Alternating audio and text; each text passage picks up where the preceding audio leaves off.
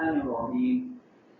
وبه قال حدثنا اليماني قال اخبرنا شعيب بن الزهري قال اخبرني مالك بن اوس بن حدثني النصري عن عمر بن الخطاب رضي الله عنه دعاه اذا جاءه حاجبه يقرأ قال هل لك في عثمان وعبد الرحمن والزبير وسعد يستأذنون؟ قال نعم فأدخلهم فلبث قليلا ثم جاء فقال هل لك في عباس وعلي يستأذنان؟ قال نعم فلما دخل قال عباس يا أمير المؤمنين اقض بينه واقض بيني وبين هذا وما يقتسمان في الذي أفاء الله على رسوله من بني النضير. فاستبقى علي وعباس رضي الله عنهما فقال الرب يا امير المؤمنين اقض بينهما واحدهما من الاخر. فقال عمر اتخذوا وانشدكم بالله الذي باذنه تقوم السماء والارض هل تعلمون ان رسول الله صلى الله عليه وسلم قال لا نرد ما تركنا صدقه يريد بذلك نفسه قال قال ذلك فاقبل عمر على علي وعباس رضي الله عنه فقال انشدكما بالله هل تعلمان ان رسول الله صلى الله عليه وسلم قال ذلك؟ قال نعم. قال فإني أحدثكم عن هذا الأمر إن الله كان خص رسوله في هذا الخير بشيء لم يعطه أحدا غيره. وقال جل ذكره وما أفاء الله على رسوله منهم فما أوجبتم عليه من خير ولا إكاف إلى قوله قدير. فكانت هذه خالصة لرسول الله صلى الله عليه وسلم. ثم والله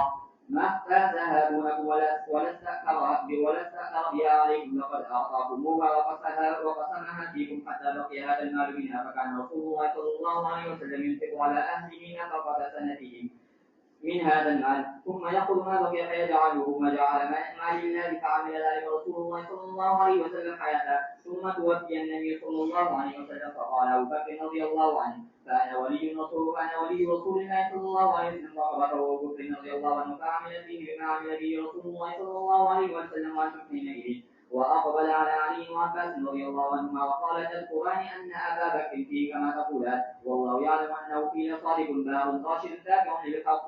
ثم توفى الله أبا بكر فقلت أنا ولي رسول الله صلى الله عليه وسلم وأبي بكر رضي الله فقضته سنتين من إمارتي أعمل فيه بما عمل فيه رسول الله صلى الله عليه وسلم وأبو بكر رضي الله عنه والله يعلم أني فيه صادق بار راشد تابع للحق. ثم جئتماني إلهما وكلمتكما واحدة وأمركما جميعا فجئتني يعني عباسا فقلت لهما إن رسول الله صلى الله عليه وسلم قال لا نرد ما تركنا صدقة. فلما بدا لي أن أدفعه إليكما قلت إن شئتما دفعته إليكما على أن عليكما عند الله وميثاقه لتعملان فيه بما عمل به رسول الله صلى الله عليه وسلم وأبو بكر رضي الله عنه وما عملت فيه منذ ولي وإلا فلا تقل لمالي. وقلت ما إدفعه إلينا بذلك فلقاه إليكما أفتلت لسان مني فقضاء غير ذلك. فوالله الذي بإذنه تقوم السماء والأرض لا أقضي فيه بقضاء غير ذلك حتى تقوم الساعة فإن عجزتما عنه فادفعا إلي فأنا أكفيكما. सल्लल्लाहु रसूल करीम। ये बहुत रिवायत है, मैं इससे पहले आपको इसका पस मंज़र समझना बहुत ज़रूरी है। पैगम्बर सल्लल्लाहु अलैहि वसल्लम के पास जो माल था वो 4 तरीके पर नबी को माल मिलता है। सबसे पहले माल फ़ै वो कहलाता है जो जंग के बगैर हाथ में आता है, जैसे बनु नज़ीर का माल था, इसमें जंग नहीं हुई, इसको माल फ़ै कहते हैं। और माल फ़ै सारे का सारा पैगम्बर का होता है, वो जो जैसे चाहे इस्तेमाल करे, खुद रखे, तकसीम करे, मुजाहिदीन को दे, किसी को भी दे। उनमें सबसे पहले बनु नज़ीर के बागात आए थे जो आवाली की तरफ थे, मैंने उस दिन पूरा पस मंज़र बताया। उसके बाद दूसरा माल खुम्स होता है, जो माल गनीमत आता है उसका 5वां हिस्सा पैगम्बर के तसर्रुफ में होता है, वो जैसे चाहे उसमें तसर्रुफ करे। तीसरा माल गनीमत होता है जिसमें नबी खुद मुजाहिद होता है, मुजाहिद की हैसियत से अपना हिस्सा लेता है, यह माल गनीमत है। और चौथा सफ़ी यानी पैगंबर को इख्तियार होता है कि वो माल गनीमत में से तकसीम से पहले अपनी पसंद की कोई चीज ले ले, इसको सफ़ी कहते हैं। इसी से हजरत सफ़िया है। हजरत सफ़िया का नाम तो ज़ैनब है, उनको सफ़िया इसलिए कहा जाता है कि वो माल सफ़ी से ली गई थी। वहां बहस आएगी इंशाल्लाह, तफसील से आगे बहस करेंगे इस पर, खैबर में उनका जिक्र आएगा तो वहां बहस करेंगे। ये 4 तरह का माल पैगंबर का होता है।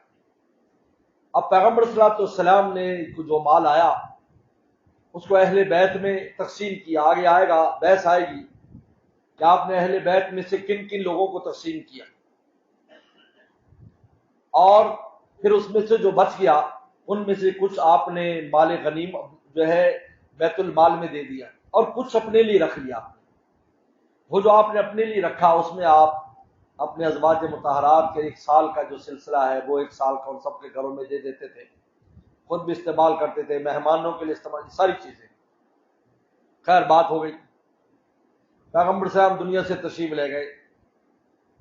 حضرت فاطمہ الزہرا رضی اللہ تعالیٰ حضرت سیدنا صدیق اکبر رضی اللہ تعالیٰ کے پاس آئی اور کہا کہ آپ کا وارث کون بنے گا، میری اولاد؟ نے کہا ہم اپنے والد کے وارث کیوں نہیں بن رہے، آپ ہماری میراث دیں. وہ جو بچ گیا تھا، جو نبی اسلام کے نام پر بچ گیا تھا، باقی تو انہوں نے خود زندگی میں تقسیم کر دیا تھا. وہ 3 جگہ تھی. عوالی کے باغات تھے بنو نذیر سے جو آئے، خیبر تھا اور فدق تھا. فدق بڑا مشہور مسئلہ ہے، مسئلہ ہے فدق. لیکن آج انشاءاللہ آپ جس ترتیب سے بات سنیں گے اس کو پلے باندھ لیں. یہ فدق بھی خیبر ہی کے تابع جگہ ہے، لیکن وہاں لڑائی نہیں ہوئی تھی، انہوں نے ویسے ہتھیار ڈال دیے. لہٰذا پورے کا پورا پیغمبر اسلام کو مال فے کے طور پر ملا، لیکن خیبر میں لڑائی بھی ہوئی تھی، اس لیے اس میں سے خمس ملا آپ کو، اور مال غنیمت ملا جو پیغمبر اسلام بطور مجاہد کے آپ نے حاصل کی. اب یہ 3 جگہ ہوئے، عوالی کے باغات، خیبر اور فدق. اس پر آ کر اماں نے فرمایا، اماں فاطمہ زہرا نے، کہ آپ ہمیں مال دے دیں. آپ نے سیدنا صدیق اکبر نے فرمایا کہ پیغمبر صلی اللہ علیہ وسلم نے فرمایا ہے لا نورث ما ترکنا صدقۃ، ہمارا کوئی وارث نہیں ہوتا، نبی کا کوئی وارث نہیں ہوتا، ما ترکنا صدقۃ، ہم جو چھوڑیں گے وہ صدقہ ہے. اماں نے اس پر کوئی رد نہیں کیا، یاد رکھو کسی روایت میں نہیں ہے کہ اماں نے کہا آپ غلط کہہ رہے ہیں، رد نہیں کیا، بلکہ خاموشی سے چلی گئی. اب اس کو بتا لی گئی، وہ ناراض ہو گئی. آپ کو پتا ہے کہ پیغمبر صلی اللہ علیہ وسلم نے اماں فاطمہ رضی اللہ تعالیٰ عنہ کو آخری وقت میں بلایا تھا، وہ ہنسی تھی اور روئی تھی. روئی اور اس بات پر تھی کہ رسول نے فرمایا کہ میں جانے والا ہوں. ہنسی اس بات پر تھی کہ میں قریب میں، میرے سب سے پہلے میرے خاندان میں تم میرے پیچھے آؤ گی. اب ایک آدمی کو یہ بات بتا دیجئے، ایک تو نبی اسلام کی جدائی کا غم، اور ایک ان کو یہ بھی ادراک ہو کہ کسی وقت بھی میں جا سکتی ہوں. تو ایسے آدمی کے بارے میں آپ کا کیا خیال ہے کہ وہ محلوں میں جائے گا، لوگوں سے ملے گا، یا گھر میں خلوت اختیار کر لے گا؟ بتائیے، میں آپ سے پوچھتا ہوں.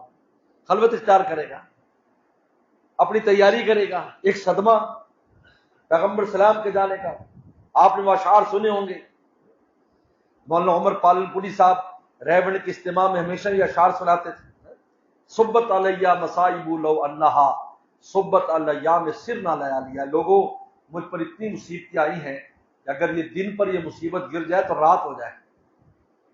صبت علیہ مصائب لو انہا صبت الیام سرنا لیالیا ماذا علی من شم تربت احمدی، یا ضرورت شعری کی وجہ سے احمدی، بعد میں میری غلطی نہیں نکالے، نام بھی غلطی نکال دو، ضرورت شعری کی وجہ سے اور آپ کا کوئی خیال نہیں ہوتا. ماذا علی من شم تربت احمدی اللہ یشم مد الزمان غوالیا، کہ جس نے میرے والد کی قبر کی مٹی سونگھ لی، قیامت تک اس کو کسی خوشبو سونگنے کی ضرورت نہیں. یہ اشعار ہیں ان کے. کتنا صدمہ غم ہے. لہٰذا وہ گھر میں بند ہو گئی. 6 مہینے کے بعد اماں کا انتقال ہو گیا. سیدنا صدیق اکبر رضی اللہ عنہ 2 سال ان کی حکومت رہی. ہمارے استاد مفتی بلی حسن ٹونکی رحمہ اللہ بڑی عجیب بات فرماتے تھے کہ چونکہ سیدنا صدیق اکبر رضی اللہ تعالیٰ عنہ بالکل پیغمبر صلی اللہ علیہ وسلم کے رنگ میں ڈھلے ہوئے تھے، تو صحابہ کرام کی تسلی کے لیے ان کو پیچھے رکھا گیا تاکہ ان کو دیکھ کے تسلی لیتے تھے. اگر وہ پیچھے نہ ہوتے تو کون تسلی دیتا. اس لیے 2 سال کی مختصر مدت رہی، اور کام جو شروع ہوا وہ سیدنا فاروق اعظم رضی اللہ کے زمانے سے شروع ہوا. پھر قیس و کسریٰ کی ساری سلطنتیں ختم کر دی. یہ تسلی کے لیے اور ان بنیادوں کو ڈالنے کے لیے جو پیغمبر صلی اللہ علیہ وسلم جو چاہتے تھے ان کی تکمیل سیدنا صدیق اکبر رضی اللہ عنہ نے کر. خیر یہ ایک الگ پوری بحث اور پوری بات. 2 سال تک وہ وہی کرتے رہے کہ جو مال آتا ان باغات سے، ان 3 باغوں سے، ان کو ازواج مطہرات کو سال سال کا خرچہ دیا جاتا، اہل بیت میں تقسیم کیا جاتا، اور جو پیغمبر صلی اللہ علیہ وسلم جہاں جہاں دیتے تھے کسی بیوہ کو، یتیم جو بھی، اس کو تقسیم کیا جاتا. سیدنا فاروق اعظم رضی اللہ عنہ کا زمانہ آیا، 2 سال تک انہوں نے بھی یہ کیا۔ پھر حضرت علی کرم اللہ وجہ حضرت عباس رضی اللہ عنہ جمع ہو کر آئے سیدنا فاروق اعظم کے پاس، یہ جو واقعہ یہاں آ رہا ہے، انہوں نے آ کر یہ درخواست کی کہ چونکہ ہمیں ملتا ہے یہ مال، ہمیں تقسیم ہوتا ہے، تو آپ ہمیں دے دیں کہ ہم اس کی دیکھ بھال کریں۔ کیونکہ عربوں کی عادت ہے کہ جو باغات ہوتے ہیں، جب ان میں باغ کا وقت ہوتا ہے تو اپنی فیملی کے ساتھ چلے جاتے ہیں۔ اس لیے عربوں کے باغات اور ہمارے باغات میں فرق ہے، ہمارے باغات کے ارد گرد دیواریں نہیں ہوتی، لیکن عربوں کے باغات کے ارد گرد دیواریں ہوں گی، اس لیے اس کو حائط کہا جاتا ہے۔ حائط ہیتان سے، ہیتان میں دیواریں، کیونکہ پردہ داری ہوتی تھی، گیٹ لگا ہوتا ہے۔ اب بھی جب آپ چلے جائیں تو باقاعدہ گیٹ لگا ہوگا اور اندر پورا انتظام ہوتا ہے۔ تو 2 مہینے جب کھجور 2 مہینے رہتے تھے، کھجوروں کی دیکھ بھال بھی کرتے تھے کیونکہ جانور خراب کرتے ہیں، اور وہاں سے کھاتے پیتے بھی تھے، پکنک بھی مناتے تھے اور مال بھی جمع کرتے تھے۔ پھر جب وہ تقسیم ہو جاتا، بک جاتا، گھر چلا جاتا، پھر جاتے تھے۔ تو ان حضرات نے کہا کہ جب ہم نے ہی لینا ہے تو باغات کی دیکھ بھال ہمارے حوالے کر دیں، بطور ملکیت نہیں بلکہ بطور تصرف۔ آپ نے فرمایا ٹھیک ہے، لیکن تم مجھ سے یہ وعدہ کرو کہ تم اسی طرح تقسیم کرو گے جس طرح رسول اللہ صلی اللہ علیہ وسلم تقسیم کرتے تھے، سیدنا صدیق اکبر رضی اللہ عنہ تقسیم کر، جس طرح میں تقسیم کرتا تھا۔ اگر تم وعدہ کرو تو میں تیار ہوں۔ انہیں کہ ہم وعدہ کرتے ہیں، چچا بھتیجے نے کہا ہم وعدہ کرتے ہیں۔ آپ نے کہا ٹھیک ہے، اب خود دیکھ بھال کرو۔ اب یہ خیر جیسے میں نے بتایا کہ باغات میں چلے جاتے، فیملی کے ساتھ رہتے، وہ سارا یعنی ڈبل فائدہ ہو گیا، نزا بھی ہوتا، دیکھ بھال بھی ہوتی، اور اچھے سے اچھا اس باغ کو محنت کرتے تاکہ زیادہ سے زیادہ اس کے اوپر پھل آئے۔ گھر محنت کے ساتھ پھل آتا ہے۔ اب اس کے بعد حضرت عباس اور حضرت علی کے درمیان جھگڑا ہو گیا، تصرف میں جھگڑا ہو گیا۔ دبئی میں ہو جاتا ہے مشترکہ مال میں، وہ کہتے ہوں کہ میں اس باغ میں یہ ہمیں دے دو، ہم یہاں رہیں گے، کیونکہ کچھ قریب تھے، ابالی بالکل 6 میل پر ہے، اور خیبر جو ہے وہ تقریباً 160 یا پتہ نہیں اتنے میل پر ہے، اور فتح اسے بھی آگے۔ ہر بندہ کہتا ہوگا قریب والا میرے حصے میں دے دو۔ اس پر حضرت عباس اور حضرت علی کا جھگڑا ہو گیا۔ جھگڑا ہونے کے بعد، اور یہ جھگڑا کئی جگہ پر ہوا، یعنی جس محفل میں اکٹھے ہوتے تو اس بات پر جھگڑا ہو جاتا، جب آپ مجھے دے دو، یہ دے دو، میں کروں گا، وہ کہتا میں کروں گا۔ چلتے چلتے یہ جھگڑا جب مدینہ شریف میں معروف ہوا تو یہ دونوں حضرات حضرت فاروق اعظم کی خدمت میں حاضر ہوئے۔ انہوں نے کہا جی آپ فیصلہ کرو۔ اور وہاں پہلے عثمان غنی رضی اللہ عنہ، عبد الرحمن بن عوف، 3 صحابہ بیٹھے تھے جیسے حدیث میں۔ انہوں نے کہا جی بہت جھگڑا ہو رہا ہے، جگہ جگہ پر یہ چچا بھتیجے جھگڑتے ہیں، تو آپ کسی ایک کے حوالے کر دیں، یا چچا کو دے دیں یا ان کو دے دیں، یا آدھا آدھا کر دیں۔ فرمایا کہ نہیں، جو فیصلہ رسول اللہ نے کیا، پھر صدیق اکبر نے، پھر میں نے، پھر ان دونوں نے کہا تھا کہ ہم مل کے کریں گے۔ اب کیوں کہہ رہے ہیں کہ میں اس کو دے دوں؟ کیونکہ اس سے ترجیح ہو جاتی، ترجیح ہونے کے بڑے مسائل کھڑے ہو جاتے، کیونکہ ادھر اہل بیت، ادھر بھی اہل بیت ہے۔ فرمایا کہ نہیں، ایسے کرو، تم مجھے واپس دے دو، میں خود دیکھ بھال کروں گا، اور تمہیں سالانہ جتنا ملتا تھا وہ تمہیں مل جائے گا۔ یہ وہ مسئلہ ہے جس مسئلے کو اس بات پر اڑایا جاتا ہے کہ جناب پیغمبر اسلام کی میراث نہیں دی گئی، فدق، باغ فدق نہیں دیا گیا۔ ایک بات اس میں یاد رکھیں، یہ تو اس حدیث کا مفہوم ہے جو آپ کے سامنے آئی۔ اس کے بعد یہ دونوں حضرات چلے گئے، لیکن بعد میں کیا ہوا، حضرت علی غالب آ گئے، حضرت عباس کو ٹھکانے لگا دیا، ایک طرف کر دیا کہ نہیں بس۔ چچا کو انہوں نے، اور پھر وہ چونکہ عمر میں بڑے تھے اور عمر رسیدہ بھی تھے، تو سب نے کہا جی آپ بوڑھے ہو گئے ہیں، چھوڑو آپ اس کام کو، اب علی جوان ہیں، ان کو کرنے دیں آپ۔ تو پھر حضرت علی رضی اللہ عنہ نے بالکل ان تمام اموال سے حضرت عباس کو فارغ کر دیا، اور کہا کہ آپ گھر میں بیٹھو، آپ کا جو حصہ میں پہنچا دوں گا، لیکن باغوں کی دیکھ بھال میں خود کروں گا، لیکن بطور ملکیت نہیں بلکہ بطور تصرف اور دیکھ بھال کے۔ اب سوال یہ پیدا ہوتا ہے، کہتے ہیں کہ جی یہ میراث نہیں دی گئی پیغمبر اسلام کی، فدق کا باغ نہیں دیا گیا اور یہ نہیں دیا گیا۔ اس پر سیدنا صدیق اکبر پر بہت بڑا الزام لگتا ہے، اور سیدنا عمر فاروق رضی اللہ عنہ، سیدنا عثمان غنی رضی اللہ عنہ حضرات نے جو ہے وہ فدق کے باغات اور خیبر کے باغات وراثت میں نہیں دیے۔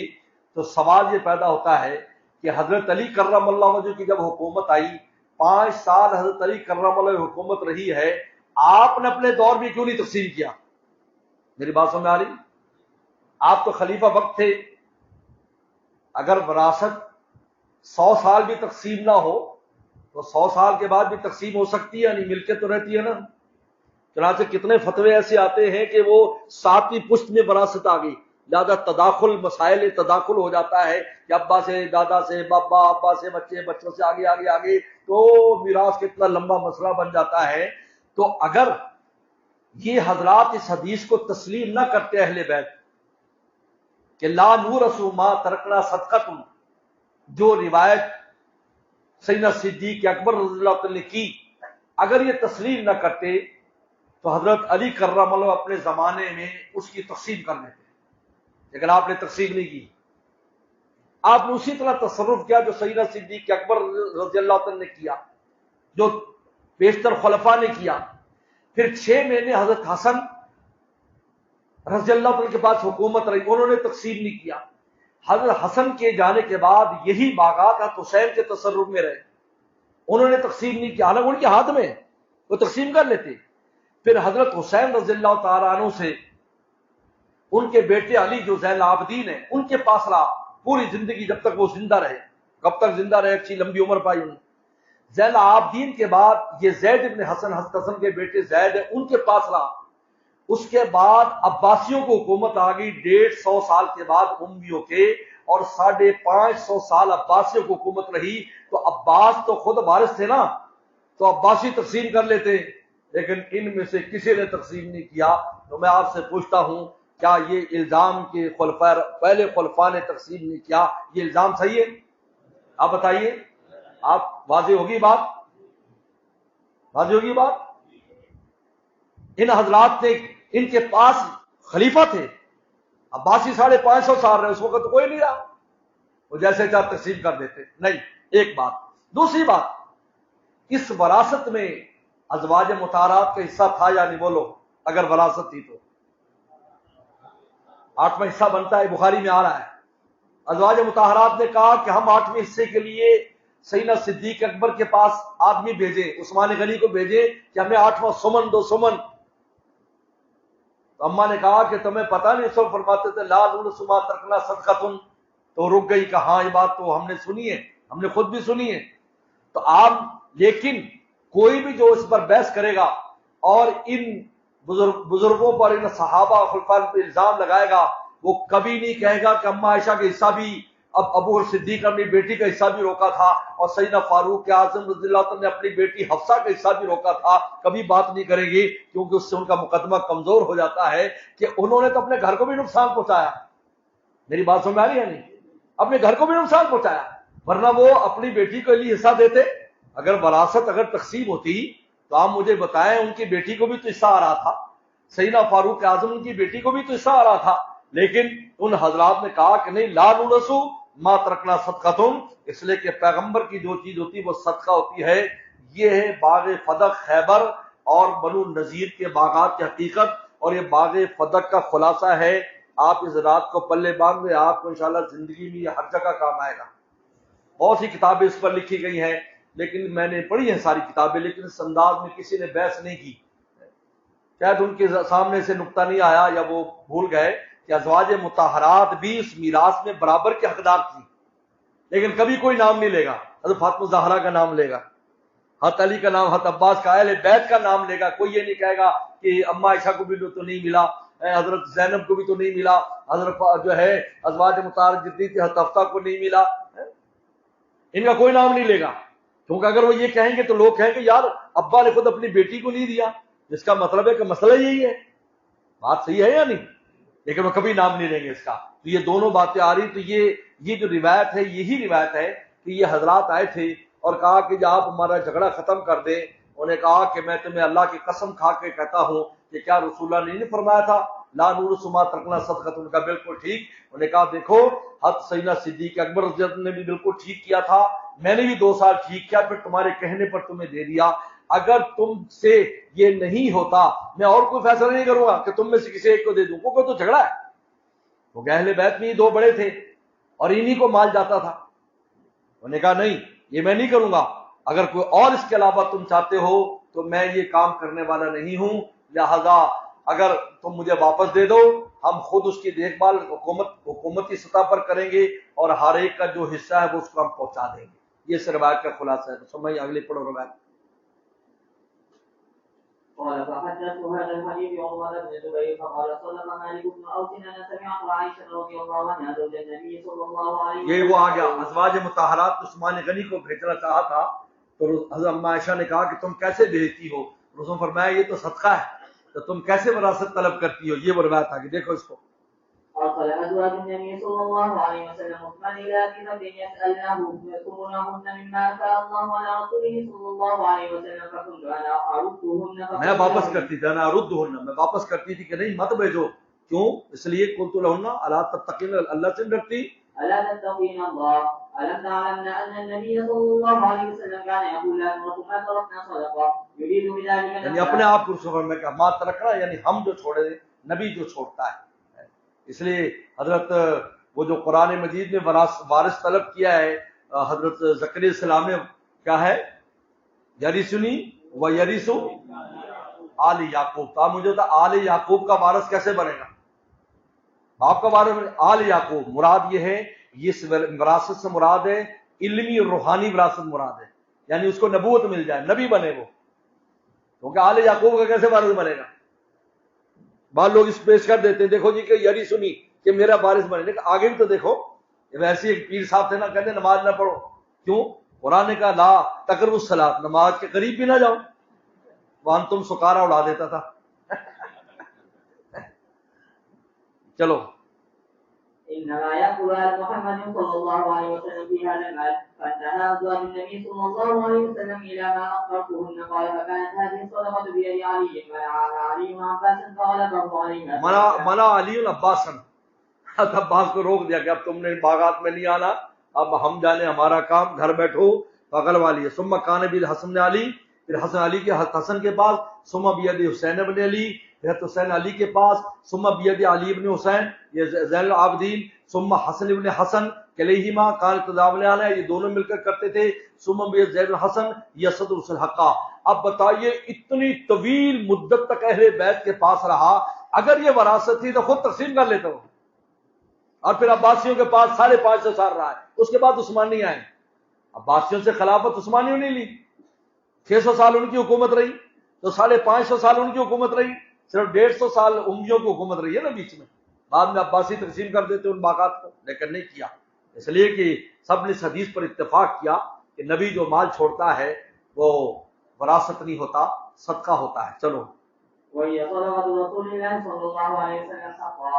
وبه قال حدثني إبراهيم بن موسى قال أخبرنا هشام قال أخبرنا معمر عن الزهري عن عروة عن عائشة رضي الله عنها أن فاطمة والعباس أتيا أبا بكر يلتمسان ميراثهما، عرضه من فلك وسهمه من خيبر۔ ارضا من فدق، فدق میں نے بتایا چونکہ یہ بھی فے تھا تو پورا رسول اللہ کا تھا، اور سہمہ، اور وہ جو خمس میں سے اور اپنے مال غنیمت میں ملا وہ خیبر کا ملا، کیونکہ وہاں پر فے نہیں تھا، کیونکہ لڑائی ہوئی تھی وہاں پر، وہ آگے آگے انشاءاللہ خیبر میں۔ چلو فقال أبو بكر سمعت النبي صلى الله عليه وسلم يقول لا نورث ما تركنا صدقة إنما يأكل آل محمد صلى الله عليه وسلم في هذا المال، والله لقرابة رسول الله صلى الله عليه وسلم أحب إلي أن أصل من قرابتي۔ فرمایا ابو صدیق نے خدا کی قسم مجھے رسول اللہ کی قرابت رشتہ داری اپنے قرابت داری سے زیادہ محبوب ہے، لہٰذا میں اس میں ذرا بھی ایسا کام نہیں کروں جو رسول اللہ نے نہیں کیا، میں وہی کام جو رسول اللہ نے کیا ہے۔ قتل و کعب ابن اشرف، کعب ابن اشرف کا قتل آ گیا یہاں پر، اس روایت کو سمجھیں۔ کعب ابن اشرف کون ہے؟ سب سے پہلے تو اس کا تعارف ضروری، اشرف اس کا والد ہے، یہ بنو نبہان قبیلے کا اشرف، عرب ہے، عرب بنو طے کی شاخ ہے بنو نبہان۔ اس نے اپنے علاقے میں ایک بندہ قتل کر دیا اور وہاں سے بھاگ کر بنو نذیر یہودیوں کے آ کر چھپ گیا، پناہ لے لی یہودی قبیلے، بنو نذیر مدینہ سے۔ وہاں جب پناہ لے لی تو ابی الحقیق ایک بڑا مشہور یہودی ہے جس کے بیٹے کے قتل کا آگے اس کے ساتھ فوراً ذکر آ رہا ہے۔ ابو الحقیق کی بیٹی عقیلہ سے اس نے شادی کر لی، اشرف نے، اس میں سے یہ خبیث پیدا ہوا جس کا نام کعب ہے، اس کی ماں یہودیہ ہے، باپ عربی ہے، بہت فصیح اللسان تھا، 5-6 फुट कद था, खूबसूरत था, शायर था, अरबी बड़ी फसीह बोलता था, इसलिए अरबों के अंदर इसका बड़ा खास असर था। और यहूदियों में असर था क्योंकि मां यहूदी है, इसलिए यहूदी सिर्फ वही कहलाता है जो यहूदी से पैदा हो। याद रखो, मजहबन कोई यहूदी बन जाए उसको यहूदी तस्लीम नहीं करते। दुनिया में उसूल है, यहूदी वो होगा जो यहूदी में से पैदा हो। वो अगर अपना ईमान भी तब्दील कर ले, यहूदी ना भी रहे, तब भी वो यहूदी कहेंगे उसको, अगर उसकी मां यहूदी है। यहूदी इसको यहूदी भी कहते थे और अरब इसको अरब कहते थे। जब गज़वा बदर हुआ, अब 4 जुर्मों की वजह से इसका कत्ल हुआ। 4 जराइम, सुन लो अच्छी तरह, 4 जराइम की वजह से। नंबर 1,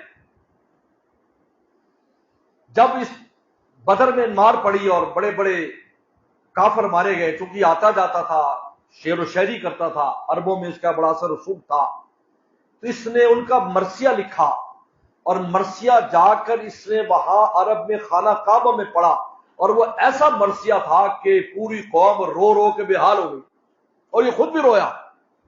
कई दिन मजलिस रही मरसिया की, अशार पढ़ता था और रोता था और रुलाता था, जैसे बाज लोग रोते रुलाते कौमों में ऐसा है। पहला तो ये, हालांकि ये मुआहिद था वसल्लम के साथ, यहूदियों का मुआहिदा है, लेकिन इसने बड़े गम और गुस्से का इजहार किया और बड़े सख्त अशार कहे।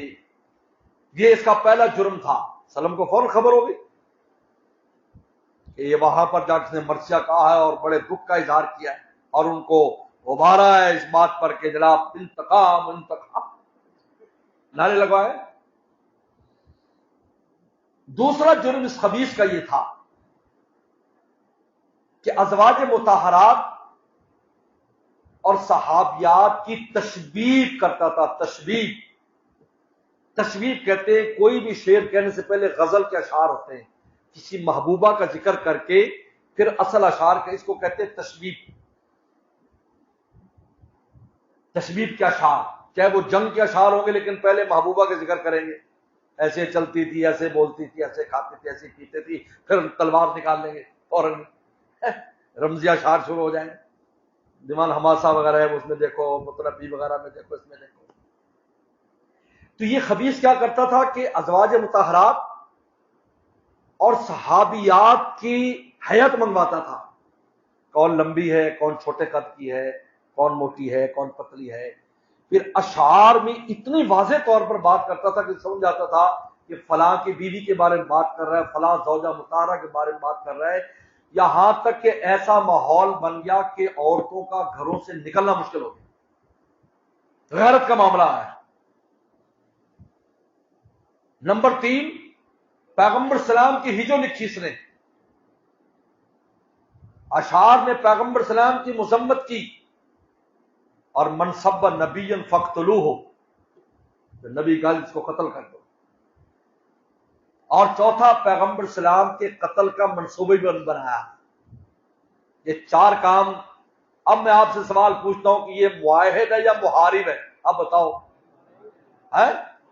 ये मैं इसलिए इस नुक्ते को मैंने उठाया है, सोशल मीडिया पर जाकर काब अशर का कत्ल डालो, लोग कहेंगे रसूलुल्लाह, इनके रसूल ने, यहूदी कह रहे होंगे, ईसाई कह रहे होंगे, हमारे भी कह रहे होंगे कि पैगंबर सलाम वाहिद को कत्ल कराया। ये मैंने इसलिए नुक्ता उठाया है। मेरी हमेशा अल्हम्दुलिल्लाह आदत है कि मैं अपने तकरीर में इस बात को वाज़ेह करता हूं कि जो फितने चल रहे हैं उसमें आपके पास दलील होनी चाहिए कि ये काबिल अशरफ का। और ये पहले ये बात 8वीं सदी हिजरी में उठाई गई, मुस्तशरकीन ने सबसे पहले बात उठाई है। मुस्तशरकीन वो लोग हैं, तुम समझ लो उसको, हमारे मदरसों में पढ़ाते नहीं है, अरबों के यहां पढ़ाया जाता है मुस्तशरकीन का मजमून, या कॉलेज स्कूलों में पढ़ाया जाता है। तो मुस्तशरकीन वो लोग हैं जो यूरोपियन थे और हमारे उलूम हासिल किए। उसके तो हम मशरकी हैं, वो मुस्तशरकी है, यानी बने हुए। बड़े बड़े नाम है, विलियम मेवर, ये वो बहुत बड़े बड़े नाम हैं। उन्होंने हमारे उलूम सीखे और हमारे उलूम में सीख कर जो कमजोरियां थी उनको उठाया। कभी नबी सल्लम के ऊपर एतराजात किया, हदीस पर एतराजात किए। ये सारे गज़वात के ऊपर मुस्तकिल एतराजात हैं। اور اس مستشرقین پر مطالعے کے لیے جو بہترین کتاب ہے وہ حضرت مفتی تقی صاحب دامت برکاتہم کے علوم القرآن میں دیکھیں آپ، وہاں مستشرقین کے اعتراضات کے ذکر آئے گا، وہاں پڑھو آپ۔ دوسری جو اس پر سیرت پر جو مستشرقین کی جو سوال جواب ہے وہ جو ہے علامہ جو کرم دین جو ہے وہ بریلوی عالم ہے، انہوں نے اس کے اوپر لکھا ہے، ان کی کتاب ہے ضیاء النبی، اس کی 6 پوری جلد اس کے اوپر، انہوں نے بڑی محنت کی اس کے اوپر، انہوں نے اس پر بڑی محنت کی، اور پوری اس پر سیرت کے اوپر کیا کیا رسول اللہ پر اعتراض، ان میں یہ بھی اعتراضات ہیں کہ کعب اشرف جو تھا یہ معاہد تھا تو قتل کرایا گیا، معاہد کو قتل کرایا، لیکن یہ جو باتیں میں نے پیش کی ہیں یہ معاہد نہیں، یہ محارب ہے، جب محارب ہے تو محارب کو قتل کیا جائے گا، پھر منصب نبی فقتلوہ اس کے تحت بھی یہ قتل میں آتا ہے۔ تو پیغمبر سلام جب غیرت کا مسئلہ ہے ازواج مطہرات اور خواتین کا، تو آپ نے فرمایا کون ہے جو مجھے راحت پہنچائے گا، تو محمد بن مسلمہ رضی اللہ عنہ، صحابہ کرام میں یہ وہ صحابی جو گوریلا کارروائیوں کے ماہر ہیں، گوریلا جنگ کا ماہر ہے محمد بن مسلمہ، کھڑے ہو گئے، حضرت میں یہ اوسی ہیں، میں پہنچاؤں گا، آپ مجھے اجازت دیں میں جو چاہے بات کروں، انہوں نے کہا تجھے اجازت ہے۔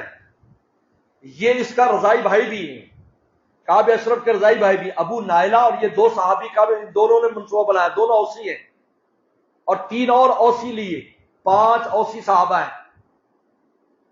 یہ گئے، دن کے وقت گئے، اوس والے اس کے پاس گئے اور جا کر کہا کعب اشرف سے، یار ہمیں گندم، ہمیں کھجور چاہیے 25 من یا 50 من، اس لیے کہ یہ ہم سے صدقہ مانگتا ہے، گول مول بات کی، ہم سے صدقہ مانگتا ہے۔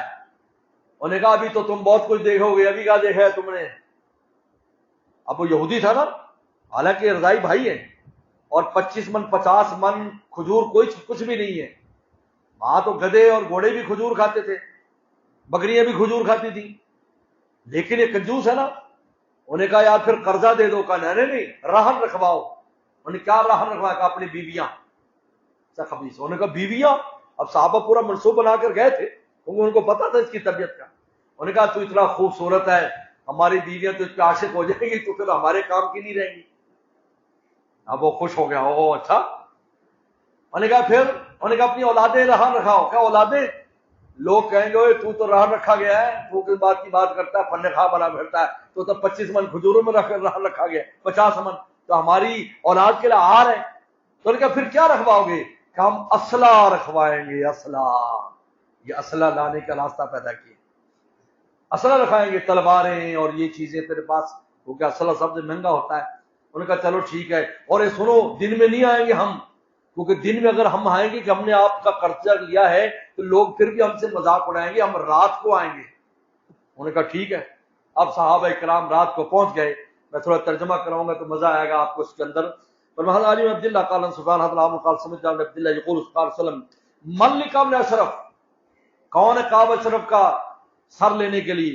فإنه قد أعز الله ورسوله، اللہ رسول کو اجازت دی، یہ خود بتا، یہ لفظ بتا رہا ہے نا، اللہ رسول کو اجازت دی۔ اب اس کے بعد کیا ہے، نص صریح ہے، ان کو اجازت دی۔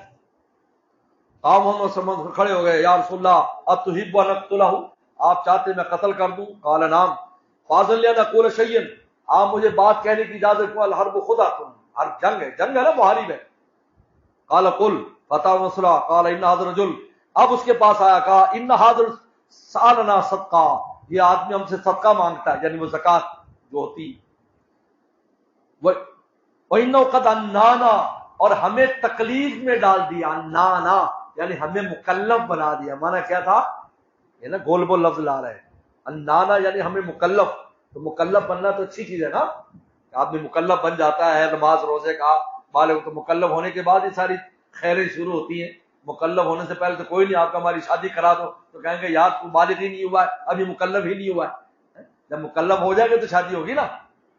اگر آپ کہیں نہیں جی میں تو مکلف ہی نہیں، مجھ پر نماز فرض نہیں، تو کہتے پھر آرام سے بیٹھ، بیگم بھی آنے والی نہیں، بالغ تو ہو جا۔ انانا، انہوں نے لفظ یہ اس کو توریہ کہتے ہیں، توریہ کیا کہ انہوں نے ہمیں تکلیف میں ڈال دیا، یعنی مکلف بنا دیا۔ انی قد آیت استسرفو کا، میں تم سے قرض مانگنے آیا ہوں۔ قال اذن واللہ لتملنہ، تم ابھی بہت بیزار ہوگے اس سے۔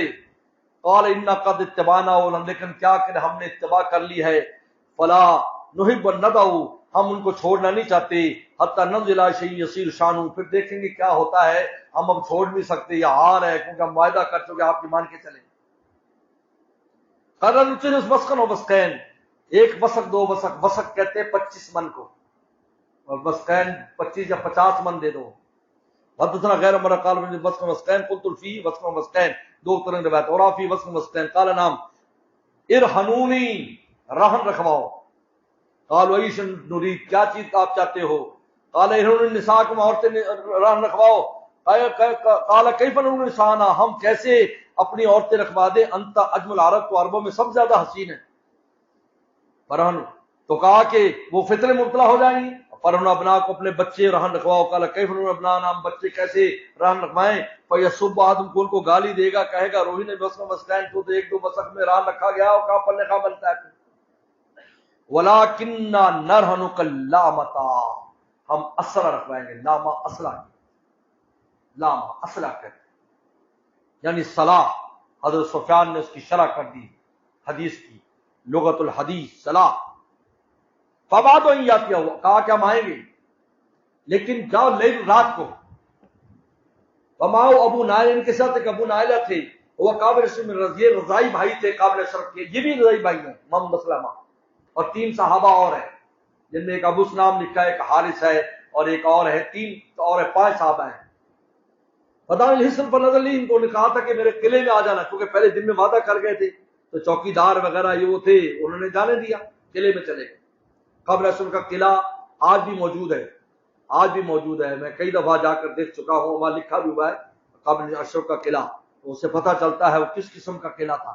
اگرچہ وہ گر چکا ہے اس کی چھتیں، لیکن قلعہ آج بھی موجود ہے۔ آپ کبھی جائیں مسجد قباء، تو مسجد قباء سے پیچھے تقریباً 3-4 کلومیٹر پیچھے جائیں گے تو وہاں کعبہ اشرف کا، تو وہاں پر باقاعدہ بورڈ لگا ہوا ہے یہ، اس سے آپ دیکھیں گے صحابہ کتنی دور گئے، قریب جگہ نہیں ہے، 3 میل تو صرف یہ ہے قباء ہے، اور پھر آگے 3-4 میل ہے، وہاں پر گئے رات کے وقت میں۔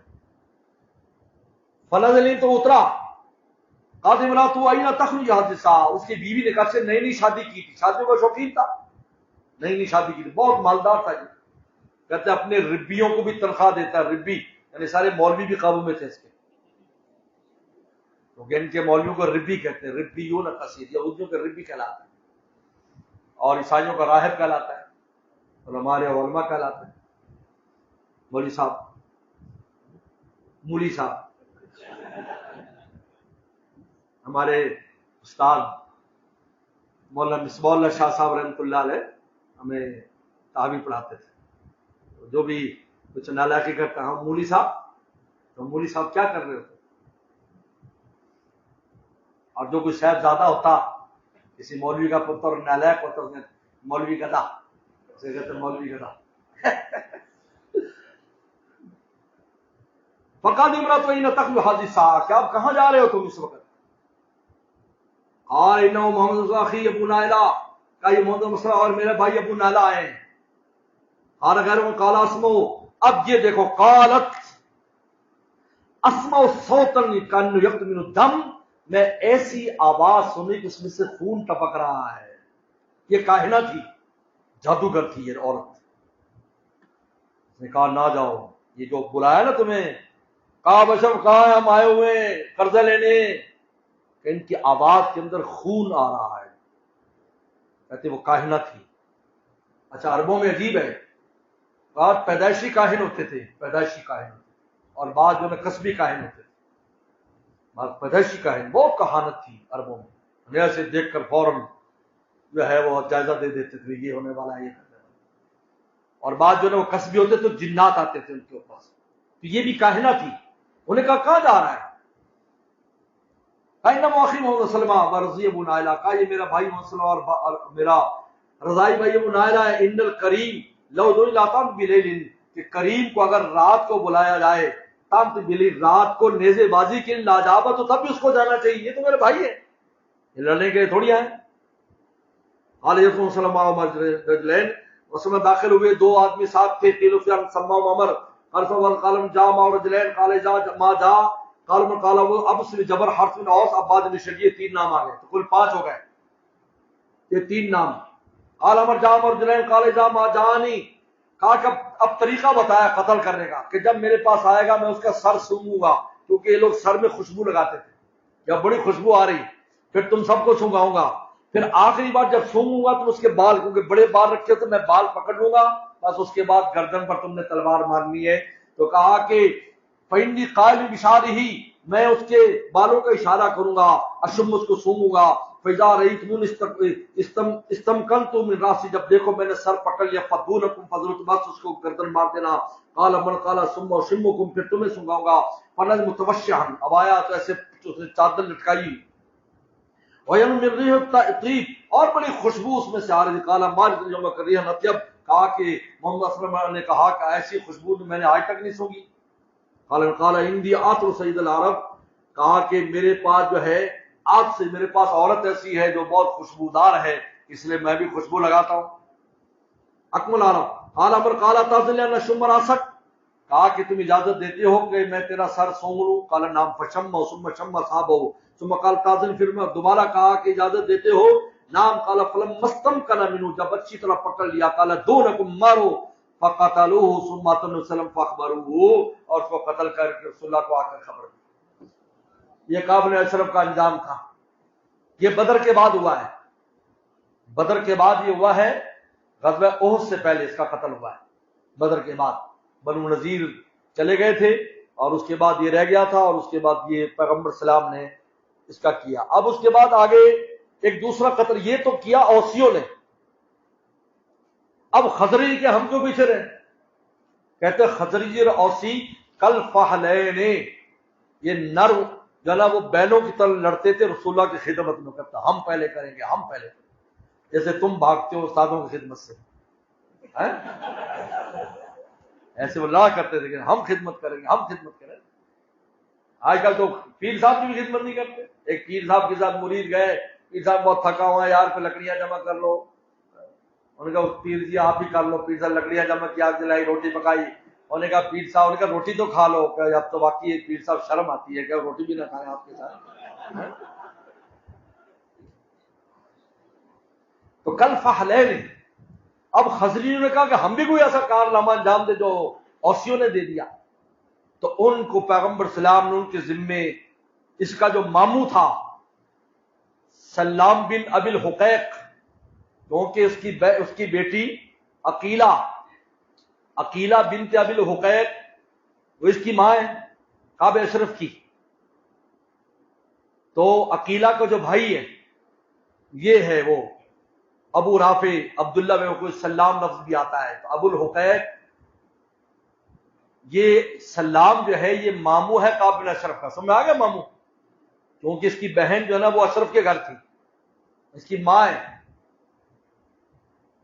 اب امام زہری یہ کہتے ہیں کہ یہ واقعہ بھی احد سے پہلے پیش آیا ہے اس لیے امام بخاری یہاں لائے لیکن دوسرے جو ائمہ وہ ہیں سیرت محمد اسحاق وہ کہتے ہیں کہ نہیں یہ خندق کے بعد ہوا ہے اور اس کے قتل کرنے کی وجہ خندق تھی کیونکہ خندق میں پوری فوجوں کو اور احزاب کو لانے والا ابھارنے والا یہ یہودی تھا اور یہ وہ تھا جو بنو نذیر کو جب نکالا تھا تو اس میں 3 یہودی خیبر چلے گئے تھے باقی شام چلے گئے تھے 3 سردار جن میں کنانا تھا حضرت صفیہ کا شوہر جس میں حیی بن اخطب تھا جس نے سلام بن ابی الحقیق تھا یہ تینوں خیبر چلے گئے تو خیبر جا کر انہیں بس نہیں کی حالانکہ ابھی ان کو جلا وطن کیا ہے بڑی مشکل سے جان بخشی ان نے وہاں سازش شروع کی اور پورے عرب کو یعنی پہلے تو قریش والوں کو اس کے بعد نجد والوں کو یہ حجاز والے تھے نجد والوں کو مارا جس کی وجہ سے خندق کے اندر 10,000 سے بڑی فوج بن کر آئی تو اس چونکہ غزوہ خندق کے اندر اس نے کردار ادا کیا تھا اس نے پیغمبر سلام نے خندق کے بعد اس کا قتل کرایا لیکن امام زہری یہ کہتے ہیں تو امام میں نے بتایا امام بخاری دونوں چیزوں کو سامنے رکھتا ہے امام زہری کو سامنے رکھ کر پہلے لے آئے اس واقعے کو اور ابن اسحاق کا قول بھی نقل کر دیا ہے کہ یہ خندق کے بعد ہے امام بخاری کا طرز آپ میں نے پہلے سمجھا دیا کہ امام بخاری دونوں طرح کی باتیں لے کر چلتا ہے، لیکن اس کی ترجیح وہ ہوتی ہے جو اس کی سنی ہوتی ہے۔ سنی البخاری ہوا ترجیح البخاری۔ لہذا اس سے معلوم ہوتا ہے کہ امام بخاری بھی اس بات کا قائل ہے کہ خندق سے پہلے یہ جو ہے قتل ہوا ہے، غزوہ احد سے پہلے قتل ہوا ہے، اس لیے یہاں پر اس کو لے کر آئے۔ اب دیکھیے، یقال السلام ابن حقیق کانا خیبر بخیبر، کہتے خیبر میں تھا۔ یقال لو فی حصن لہو بارض الحجاز، کہا کہ نہیں حجاز کے ایک حصن میں تھا۔ قال زوری و بعد قبل اشرف، زوری کہتے قابل اشرف کے بعد یہ قتل ہوا ہے، اس لیے امام بخاری لائیں۔ اب یہاں پر دو باتیں آئی، خیبر اور حجاز۔ بعض لوگوں نے اور بات کی ہے کہ یہ کہاں تھا، خیبر تھا یا حجاز میں تھا، لیکن اصل بات یہ ہے کہ اس کے دو قلعے تھے، ایک قلعہ مکہ کے قریب تھا اور ایک خیبر میں۔ جب سردیاں ہوتی تو مکے والے قلعے میں چلا جاتا کیونکہ وہاں سردی نہیں ہوتی، اور جب گرمی ہوتی تو پھر مکہ کو چھوڑ کر خیبر والے قلعے میں آ جاتا، کیونکہ یہ شام کی طرف ہے تو اس میں جو ہے بنسبت مدینہ شریف کے اور مکہ شریف کے ٹمپریچر کم ہوتا ہے۔ یہ دو قلعے تھے۔ تو حضرات صحابہ اکرام یہ کہیں بھی گئے ہیں، بہرحال خیبر میں گئے ہیں یا حجاز میں، راضی یہ ہے کہ حجاز والے قلعے میں مارا ہے اس کو، کیونکہ وہ اکیلا قلعے میں رہتا تھا، کیونکہ خیبر میں تو بہت قلعے تھے، 7 قلعے تھے، تو یہ وہاں اس قلعے میں جب تھا اس وقت مارا۔ اور اس میں جو سردار ہیں ان صحابہ اکرام کے، یہ خزرجی صحابی انس النصر قال ابن جاہن آدم قال ابن ابی زید النبی نبی صلی اللہ علیہ وسلم قال ابو سلم رات ابی رافع فدخل عبداللہ بن عتیق بیت الليل ونام فقتلوا۔ یہ عبداللہ بن عتیق ہے، یعنی عبداللہ بن عتیق جو ہے وہ صحابی ہیں۔ اچھا عبداللہ بن عتیق چلے گا، اب دو واقعے آ رہے ہیں، سنو اس کو۔ ایک واقعہ تو یہ آتا ہے کہ عبداللہ بن عتیق جو ہے وہ شام کو جب شام ہونے لگی تو اس چوکیدار سے باتیں کی اور اندر داخل ہو گئے، چلے گئے، اور وہ جو چابیاں تھی سب سے پہلے چابیاں قابو کیونکہ انہوں نے اندر سے تالا لگا دیا تھا۔ اور ایک روایت میں آتا ہے کہ ان کا کوئی گدھا گم ہو گیا تھا تو وہ باہر نکلے دروازہ کھول کر، تو یہ بھی ان میں شامل ہو گیا اور ایسے بیٹھ گئے جیسے پیشاب کرتے ہیں، اور پیشاب کرنے کے لیے اس نے اپنے اوپر چادر لے لی جیسے پٹھان حضرات کرتے ہیں۔ پنجاب والے تو دھوتی بھی اوپر اٹھا لیتے ہیں نا، اس میں اور رواج ہے، پٹھان ہے وہ اپنے اوپر چادر ڈال لیتا ہے، اور طریقہ اپنے انداز طریقہ ہے، وہ پوری چادر۔ تو اس نے کیوں چھپایا؟ اس لیے کہ عرب لوگ ہاتھ پاؤں دیکھ کر بھی اندازہ کر لیتے تھے کہ یہ آدمی ہمارا نہیں ہے، انہیں اپنے آپ کو چھپایا۔ تو پھر اس نے چوکیدار نے کہا اللہ کے بندے جلدی کر، میں دروازہ بند کر رہا ہوں، آنا ہے تو اندر آ جا۔ تو یہ پھر اندر چلے گئے، اندر جانے کے بعد گدھوں کا استبل تھا اس میں چھپ گئے، اور جب رات ہو گئی، اچھا اس کے ہاں رات کو گپ شپ ہوتی تھی، گپ شپ ہو رہی، جب گپ شپ کر کے چلے گئے، کھا پی کے چلے گئے، تو پھر وہ سیڑھیوں پر اوپر رہتا تھا، ایسے سیڑھیاں تھیں اور سیڑھیوں میں بھی دروازے تھے، اب دو روایتیں آ رہی ہیں، ایک روایت آ رہی ہے کہ اندر سے دروازہ بند کرتے گئے عبداللہ بن عتیق، اور دوسری روایت آ رہی ہے کہ باہر سے دروازے بند کیے، ان میں کوئی اختلاف نہیں ہے، نوکروں کے دروازے باہر سے بند کیے، جو مکان بنے ہوئے تھے چوکیداروں کے اور نوکروں کے، وہ باہر سے بند کرتا کہ باہر نہ نکلے شور سن کر، اور سیڑھی کے دروازے اندر سے بند کیے تاکہ کوئی اوپر نہ آئے شور سن کر۔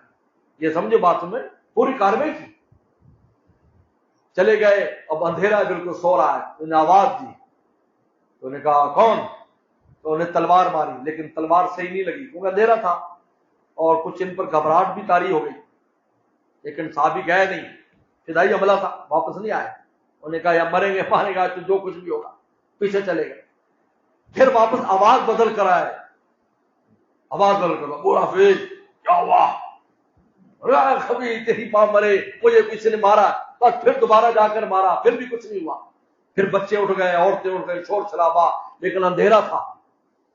اب پہلے اصل میں جب داخل ہوئے تھے تو ان کی آنکھیں اندھیرے کے اندر مانوس نہیں ہوئی تھی، لیکن اب چونکہ کچھ دیر گزری تو ان کو کچھ نظر آنے لگ گیا، تو نے دیکھا کہ وہ اپنی چارپائی پہ لیٹا کیونکہ زخمی تو ہو گیا تھا تو اٹھ نہیں سکتا تھا لیکن شور مچا رہا تھا، تو پھر دوبارہ بیٹھ سے آئے، کہا کیا ہوا، کس نے کچھ کیا ہے؟ انہوں نے کہا تیری ماں مر جائے، یہاں کوئی آدمی مجھے بار بار تلوار مار رہا ہے۔ پھر صحابی اوپر چڑھ گئے اور اس کے پیٹ کے اوپر جب تلوار رکھ کر جھول گئے، جب تک کڑک کی آواز نہیں ہے ہڈی ٹوٹنے کمر کی اترے نہیں۔ پھر وہاں سے جب واپس آئے تو ان پر دہشت تاری ہو گئی، دہشت سی تاری، کیونکہ شور بہت ہو رہا تھا۔ تو وہ سیڑھیوں سے اترے تو آخری سیڑھی پر انہوں نے سمجھا شاید زمین آ گئی، تو ایسا لمبا پاؤں جو رکھا تو اس کے اوپر سے جو گرے ان کی پنڈلی بھی ٹوٹ گئی اور ان کا گھٹنا بھی نکل گیا۔ اس کے بعد یہ ایسے ہلتے ہلتے دروازہ کھول دیا تھا انہوں نے پہلے سے دروازہ، تاکہ اندر مدد کے لیے سا، لیکن صحابہ کا تم نے آنا نہیں جب تک کاروائی نہ ہو جائے۔ پھر یہ ایک ٹانگ پر اچھلتے اچھلتے وہاں چلے گئے، صحابہ نے کہا ہم آپ کو لے کر چلتے، کہا کہ نہیں میں نے نہیں جانا جب تک میں آج جو ہے اس کی موت کی خبر نہ سن لوں۔ چنانچہ جب صبح کو مرغا اذان دیتا اس وقت کسی نے قلعے پر چڑھ کر کہا کہ تاجر حجاز ابو رافع کو کسی نے قتل کر دیا۔ اچھا ایک صحابی کو پہلے بھیج دیا تھا، وہ گھوڑے پر یا کسی طرح وہ پہلے چلے گئے تھے پیغمبر صاحب کی اطلاع دینے کے لیے، اور یہ بعد میں پھر صحابہ کچھ دیر تو چلے لیکن پھر ان کو اٹھا کر لے گئے، کیونکہ تازہ زخم جو ہے اس میں محسوس نہیں ہوتا، پھر بہت درد ہو گیا، اٹھا کر لے گئے اور مسجد میں پیچھے جا کر بیٹھ گئے۔ پیغمبر سلام پوری کاروائی سنی صحابہ کرام سے، اور پھر آپ کھڑے ہوئے اور ان کے پاس تشریف لائے۔ کہتے ہیں جب انسان قربانی محبوب خود آتا ہے تو آپ تشریف لائے، پاس بیٹھ گئے، اور میں کیا ہوا، کہا میری ٹانگ میں اس طرح تکلیف ہے۔ پیغمبر سلام نے ایسے ہاتھ پھیرا اور میں اٹھ کر کھڑا ہو گیا، ایسے لگا جیسے مجھے کوئی تکلیف بھی نہیں ہے۔ یہ عبداللہ، یہ ان کا واقعہ ہے عبداللہ بن عتیق کا۔ اس میں ساری جو باتیں تھیں وہ میں نے کہہ دیا، بات 10 پڑھ لو بھائی، چلو۔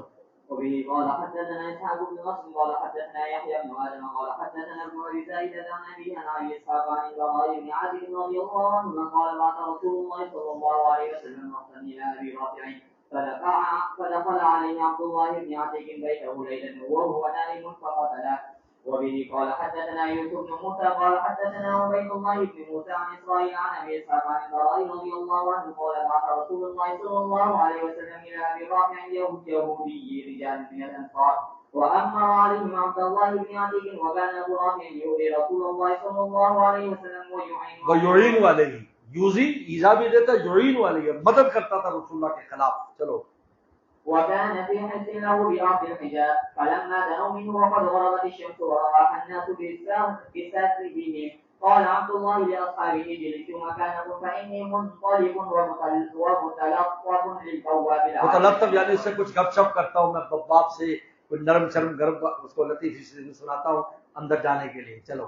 فأقبل حتى دنا من الباب ثم تقنع بثوبه كأنه يقضي حاجة وقد دخل الناس فهتف به البواب يا عبد الله إن كنت تريد أن تدخل فادخل فإني أريد أن أغلق الباب فدخلت فكملت فلما دخل الناس أغلق الباب ثم علق الأغاليق على وجهه قال فقمت إلى الأقاليل فأخذتها ففتحت الباب وكان أبو رافع يسمر عندها وكانت علالي له فلما علالية چوبارے پر رہتا تھا علالية۔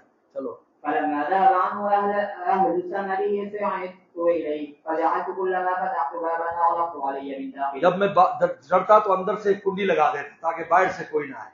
یہ فقلت ان القوم لو نذروا بھی عالموا بھی، اگر لوگوں کو میرا پتہ بھی چل جائے گا لم يخل مجھ تک نہیں آئیں گی، حد تک تو جب تک قتل نہیں کروں آئیں گے نہیں، قتل ہونے کے بعد آ جائے پرواہ نہیں، لیکن قتل تک میرے پاس کوئی نہ آئے۔ یہ یعنی مرنے کے لیے گئے تھے کہ میں اپنی جان، لیکن اس کو مارنے سے پہلے میں نے نہیں مرنا۔ یہ اللہ نے جان بھی بچا دی، زخم بھی ٹھیک ہو گیا، بہت چلو۔ فانتهيت إليه فإذا هو في بيت مظلم وسط عيالي لا أدري أين هو من البيت قلت أبا رافع قال من هذا فأهويت نحو الصوت فأضربه ضربة بالسيف وأنا دهش فما أغنيت شيئا وصاح فخرجت من البيت فأنكت غير ضعيف ثم دخلت إليه فقلت ما هذا الصوت يا أبا رافع فقال لأمك، یعنی مددگار بن کر دوبارہ ہے کہ یہ کیسی آواز ہے یا ابو رافع؟ نکل لی امی کل بہل تیری ماں مرے، آگے سے بول رہا ہے ان رجل فی البیت ضربنی قبل السیف، کسی نے تلوار ماری۔ چلو۔ اسخنتہ، تلوار ماری بٹھا دیا، اسخنتہ اسخان کہتے ہیں بٹھا دے، کھڑا نہ ہو سکے اتنی زور سے ماری، لیکن مرا نہیں۔ चलो। ولم أقتله ثم وضعت ضبيب السيف في بطنه ज़बीब सैफ उसके तलवार का अगला हिस्सा उसके पेट पे रखा। حتى أخذ في ظهري فعرفت أني قتلته فجعلت أفتح الأبواب بابا حتى انتهيت إلى درجتها فوضعت رجلي وأنا أرى أني قد انتهيت إلى الأرض मैंने समझा से जमीन आ गई तो अभी सीढ़ी थी तो ऐसे लंबा पाँव जो रखा जमीन के लिए वहां से नीचे गिर गया। चलो। فوقعت في ليلة مغمرة फनकसरत साकी फनकस साकी इसमें आता है कि उनकी पिंडली टूट गई। आगे आ रहा है उनका घुटना निकला, दोनों काम हुआ, घुटना भी निकला फिर लिहाजा उन्होंने फास सब तो मैंने उसको बांध दिया। चलो। ثم انطلقت حتى جلست على الباب فقلت لا اخرج الليله حتى اعلم ما قتلته فلما صاح استيقظ الناعي على سور فقال انا هذا رافع تاجر اهل الحجاز فانطلقت الى اصحابي فقلت النجاه فقد قدر الله على رافع فانتهيت الى النبي صلى الله عليه وسلم فحدثته فقال ابسط رجلك فبسطت رجلي فمسحها فكانما لم اشتكها बसत तो रिजी मसा अपने ऐसे हाथ फेरा कल्ला मश्तकी ऐसे लगा जब कोई शिकायत ही नहीं। चलो। وبه قال حدثنا احمد بن عثمان قال حدثنا شريك قال حدثنا ابراهيم بن يوسف عن ابي اسحاق قال سمعت البراء قال بعث رسول الله صلى الله عليه وسلم الى ابي رافع عبد الله بن عتيق وعبد الله بن عتبه في ناس معه فاختلفوا حتى دنوا من الحج فقال لهم عبد الله بن عتيق امكثوا انتم حتى انقلب انا فانظر قال فبلغت ان ادخل الحج ففقدوا حمارا له قال فخرجوا بغرس يطلبونه قال خشيت ان اراك قال فغطيت راسي ورجلي وجدت كاني اقضي حاجه ثم نال صاحب الباب من اراد ان يدخل فليدخل قبل ان اغلق فدخلت ثم اختبأت في مرقة خلال عند باب الحج فدعشوا عند ابي رافع وتحدثوا حتى ذهبت ساعه من الليل ثم رجعوا الى بيوتهم فلما هلت الاوصال ولا اسمع حركه خرجت قال ورايت صاحب الباب حيث وضع مفتاح الفتح في कुबा कुबा उस अलमारी, छोटी सी अलमारी में उन्हें चाबियां रख दी थी और उसमें आता लकड़ी पर लटकाई, तो कुबे के अंदर लकड़ी थी उस पर लटक रही, तो दरवाजा पहले खोल दिया ताकि साहबा अंदर आ सके या मैं बैठ आ सकूं। चलो। فأخذته ففتحت به باب الحج قال قلت إن نذر بالقول انطلقت على مال ثم عمدت إلى أبواب بيوتهم فغلقتها عليهم من ظاهر ثم صعدت إلى अल्लक तो अलीम मिन जाहिर यानी वो जो नौकर चाकर थे उनके दरवाजे बाहर से बंद कर दिए, या तो वो नहीं आ सके, बाहर नहीं निकल सके। हाँ जी, वो ये तो अंदर से बंद किया सीढ़ियों के और नौकरों के दरवाजे चौकीदारों को बाहर से बंद कर दिए। चलो। فإذا البيت مظلم قد طفي سراجا فلم أدري أين الرجل فقلت يا ذا رافع قال من هذا قال فعنت نحو الصوت فأضربه وصاح فلم تغن شيئا ثم جئت كأني أغيثه فقلت ما لك يا ذا رافع وغيرت صوتي فقال على أعجب لأمك البيت دخل علي رجل فضربني بالسيف قال فعمدت له أيضا فأضربه أخرى فلم تغن شيئا فصاح وقام أهله قال ثم جئت وغيرت صوتي كهيئة المغيث وإذا هو مستلق على ظهره فأضع السيف في بطنه ثم أنكفئ عليه حتى سمعت صوت العصر ثم خرجت دهشا حتى أتيت السلم أريد أنزل فأسقط منه फनखलत रिजली, मेरा पाँव निकल गया यानी घुटना भी निकल गया, ऊपर साथ ही तो दोनों बातें नहीं।